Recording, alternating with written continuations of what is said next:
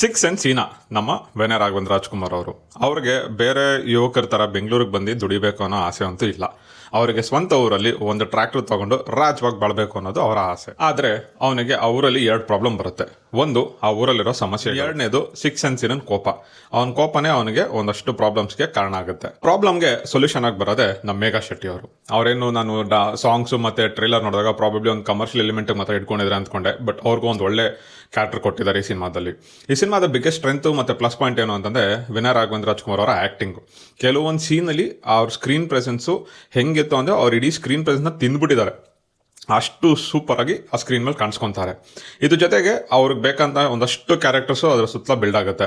ಅದೇ ನಮ್ಮ ಕರೆಬೆಕ್ಕಾಗಿರ್ಬೋದು, ನೀಟ್ ರವಿ ಆಗಿರ್ಬೋದು, ಮತ್ತು ಅಚ್ಯುತಾನಂದ್ ಆಗಿರ್ಬೋದು, ಇಲ್ಲ ಗೋಪಾಲ್ ದೇಶಪಾಂಡೆ ಕ್ಯಾರೆಕ್ಟರ್ ಆಗಿರ್ಬೋದು, ಎಲ್ಲ ಕ್ಯಾರೆಕ್ಟರ್ಸು ಕೂಡ ಅದು ಸುತ್ತಲೂ ನೀಟಾಗಿ ಬಿಲ್ಡ್ ಆಗಿದೆ. ಎಲ್ಲ ಹಳ್ಳಿಗಳಲ್ಲೂ ಸಮಸ್ಯೆ ಇರ್ತವೆ. ಬಟ್ ಆ ಸಮಸ್ಯೆಗೆ ಒಂದು ಕರೆಕ್ಟ್ ದಾರಿ ಯಾವುದು, ಅದನ್ನು ಹೇಗೆ ಹುಡುಕಬೇಕು, ಹೇಗೆ ಅಪ್ರೋಚ್ ಮಾಡಬೇಕು, ಅದರಿಂದ ಹೇಗೆ ಆ ಸಮಸ್ಯೆನ ಸಾಲ್ವ್ ಮಾಡ್ಬೋದು ಅನ್ನೋದನ್ನು ಈ ಫಿಲಮಲ್ಲಿ ತೋರಿಸಿದ್ದಾರೆ.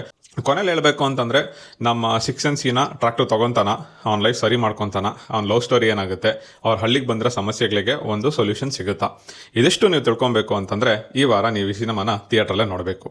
ಹೀಗೆ ಹೇಳ್ತಾ ನಾನು ಈ ರಿವ್ಯೂನ ಮುಗಿಸ್ತೀನಿ. Thank you. Signing off, Kannada film analyst from Karnataka for the world.